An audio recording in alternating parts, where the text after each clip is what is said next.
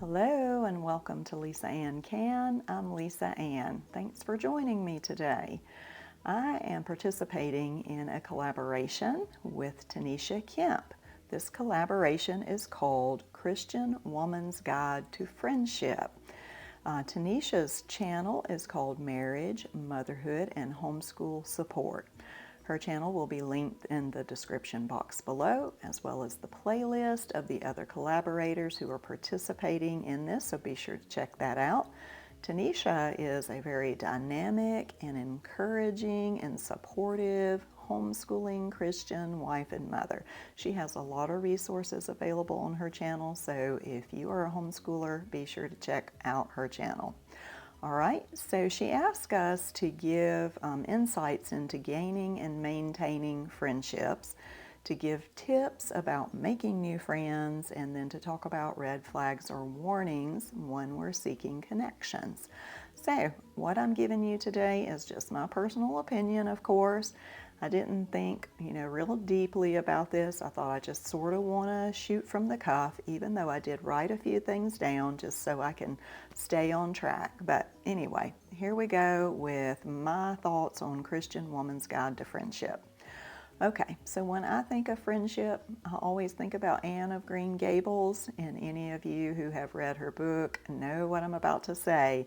We're looking for a bosom friend or a kindred spirit. So what's a bosom friend? That's somebody who knows you well enough that they know what you're thinking, right? And I think that's what women are looking for in friendships. All right, so our best friend is God, Jesus Christ. He certainly knows what we're thinking at all times, but maybe because He's our judge and some of our thoughts aren't so pure, maybe we don't feel that way about Him. But as we grow and mature in our relationship with God, we will feel that way about Him. So God, if we were alone, if we're left alone in this world, if we were put in jail, I just read Count of Monte Cristo, so he spent 14 years in a dungeon. I think about Jeremiah in the Bible, who was in a dungeon and all alone. We're never all alone because when you're saved, God is with you. Hopefully when you're alone, you'll have a Bible with you so that you can comfort yourself with the Word of God. But otherwise, have some scripture in your heart to comfort yourself with, right? So with God, we need to make Him a priority as far as developing a friendship. Spend time with Him in prayer and in His Word. And then that's the same thing we need to do with our friends in the flesh. We need to prioritize time in order to cultivate a true friendship. So we need to give them our attention and our time. So one of the things I want to talk about from my perspective is I have moved a number of times. In my childhood, my dad was a construction worker, so we moved from state to state wherever the job required. So I changed schools many times, sometimes 2 or 3 times in one school year. So being able to easily make new friends, whether or not it was easy for me, is something that I had to do if I didn't want to be alone.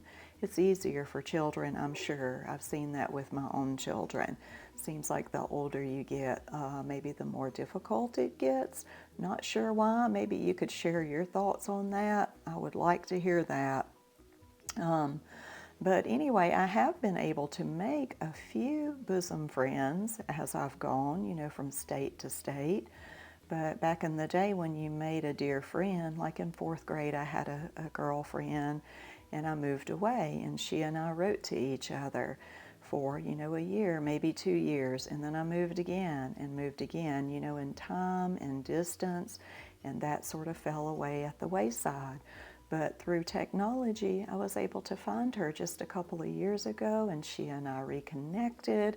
And the strangest thing was, the week before I sent her a message on Facebook, her mother had asked her, "Do you remember the little girl who used to live across the street?"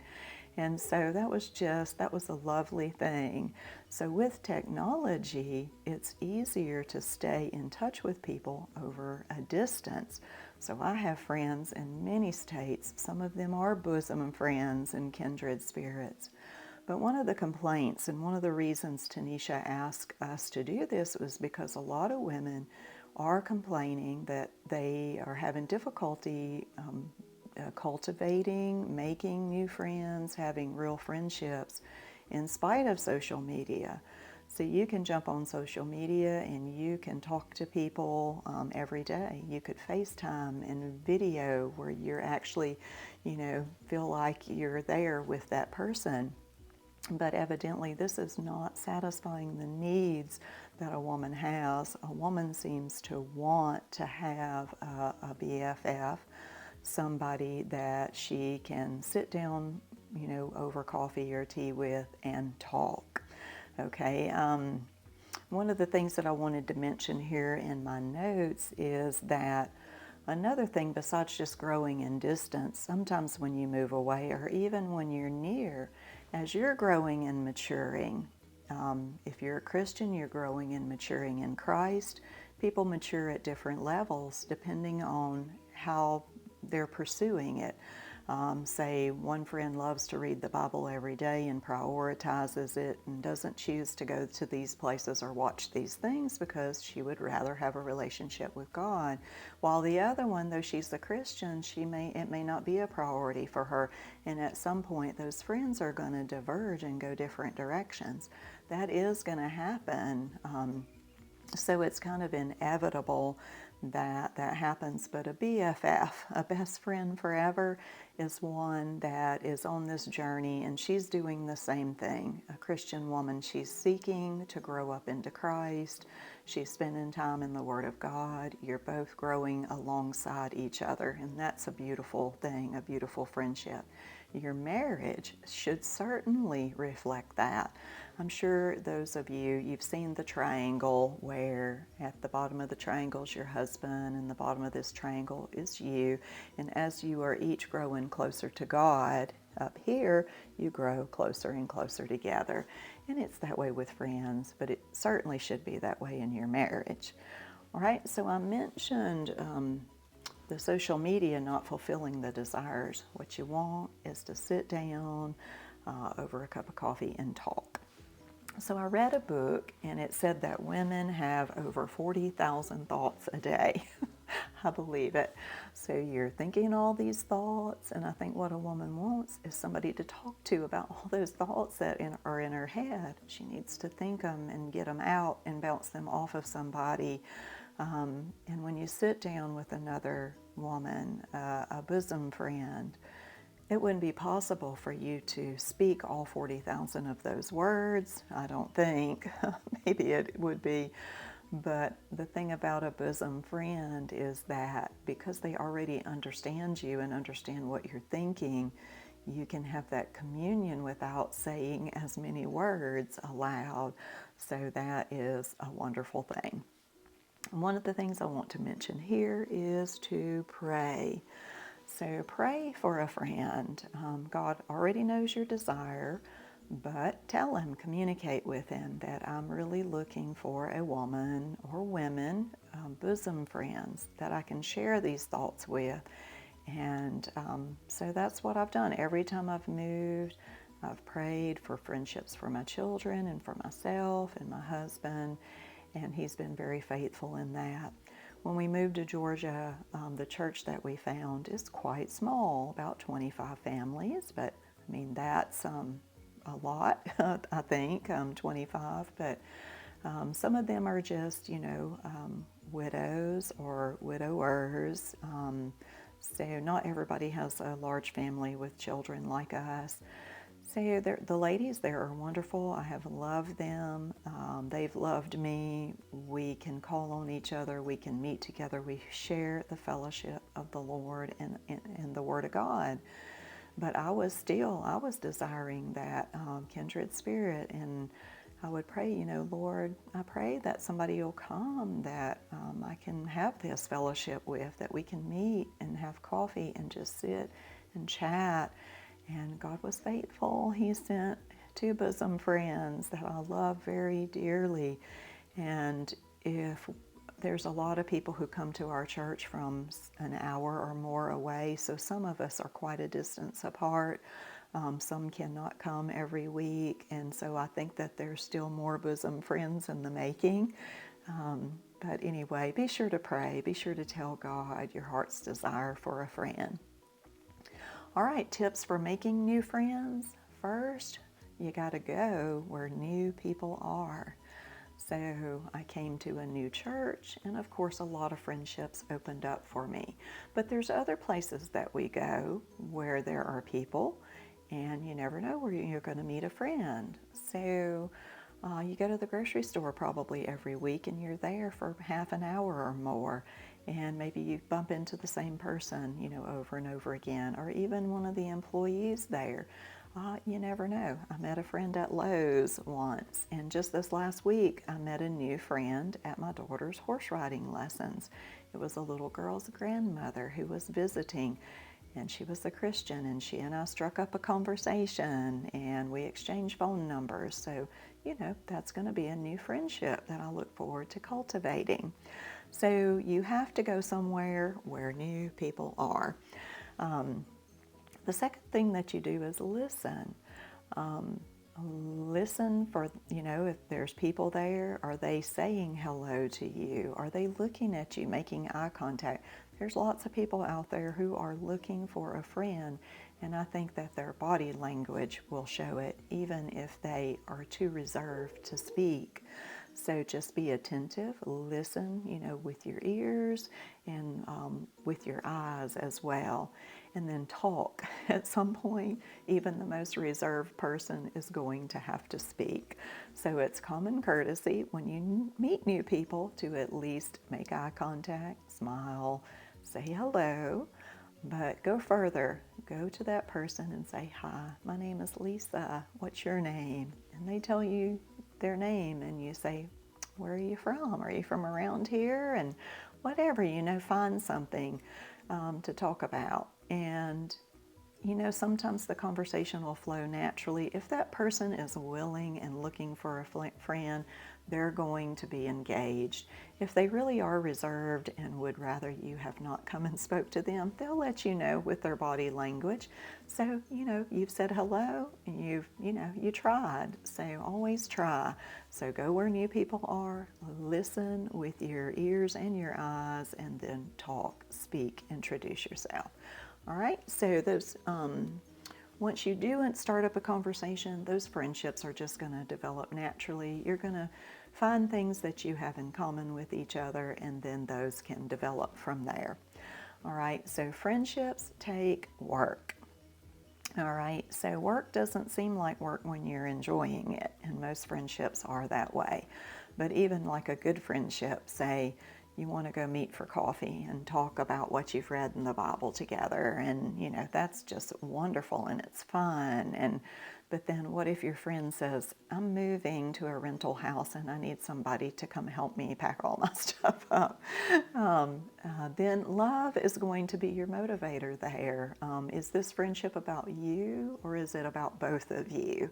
So when love is your motivator, then the friendship will definitely blossom. All right, so love for one another gives us the desire to serve one another, and that's a biblical principle. And I'm going to share 2 Bible verses here. I'll pop them up like I usually do. Proverbs 17:17, "A friend loveth at all times, and a brother is born for adversity."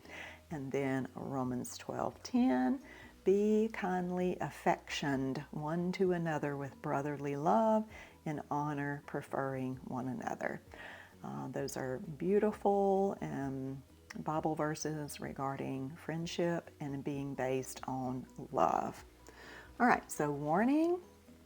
All right, in Scripture, the word charity is the word that's used for the very particular kind of love that exists or should exist between members of the body of Christ. So your local church is the place where the fruits of the Spirit that are talked about among Christians. If you're a Christian, you're saved, the Spirit of the Lord dwells in you, and being motivated by love, the fruits of the Spirit, love, joy, peace, and goodness and long suffering. So at your local church, gentleness, meekness, temperance, Those are going to be worked out at your local church, where you might need to forbear with things that don't quite suit you or whatever. But your local church should be a place where true friendship abounds and true charity abounds. However, there are times, as mentioned in Scripture, where we must separate from a brother, a Christian brother, if they are choosing to live willfully in sin. This is where friendships can be strained or they can be strengthened. A true friend is going to always speak the truth to you, just as God, speaks truth to us, because it is for our good, our edification, our growing. So you, as a true friend, are always going to speak truth to a true friend, to tell them that if you're living in sin willfully, then you may no longer fellowship with them. And that's a difficult thing, but it is a part of true friendship. All right, red flag, a little bit in jest, but really not really. Say you meet a new friend and you say, hey, would you like to come over for coffee or meet at the coffee shop? And they're like, well, I would, but I gotta, do this. I have this appointment on that day. And you're like, okay, well, I'll check with you next time. So next time rolls around and you're like, hey, I'm going for coffee tomorrow. Would you like to join me? And they're like, oh, so you might do that 3 times. But after the 3rd time, if the person says, no, I can't for this reason, that person probably, let me just say, you're not their cup of tea. I'm not their cup of tea.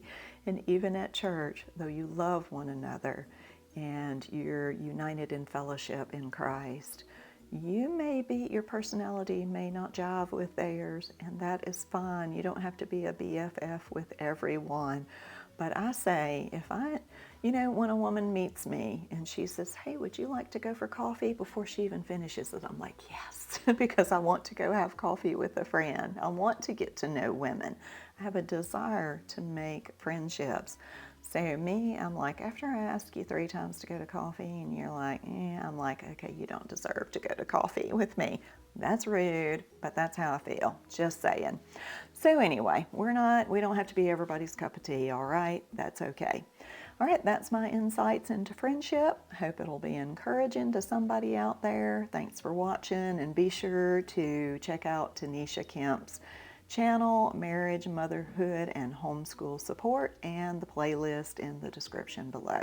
Until next time.